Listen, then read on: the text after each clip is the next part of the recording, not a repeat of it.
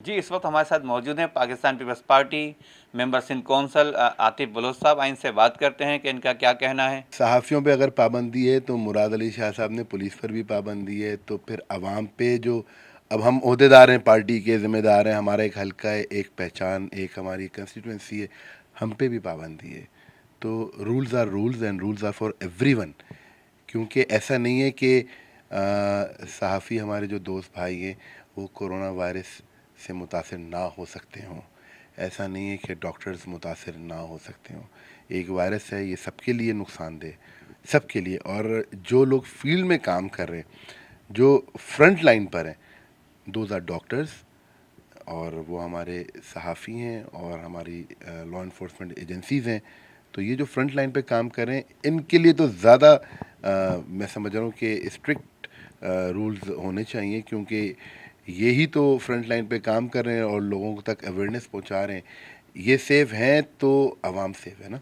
इसमें हमने अब तक 5 सूबाई हल्के कर लिए हैं, और अगर आप उसको यूसीज वाइज देखते हैं तो ये सूबाई हल्के हैं PS 98, PS 99, PS 100, PS 101 and 102। UCs के एतबार से अगर आप देते हैं तो UC 1 से ये स्टार्ट हो रहा है, 1 2 3 4 5, और ये जा रहा है कंटिन्यूटी के साथ। UC अब तक जो हम कर चुके हैं, UC 25 तक हम कर चुके हैं, यानी आधा डिस्ट्रिक्ट हम कर चुके हैं, और आधा डिस्ट्रिक्ट हमारा रहता है।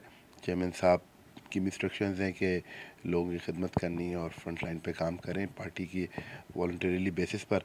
और हमारे डिस्ट्रिक्ट के प्रेसिडेंट जफ़र सिद्दीकी साहब, वो हमारे उनकी भी यही ख्वाहिश थी कि हम फ्रंट लाइन पे काम करें।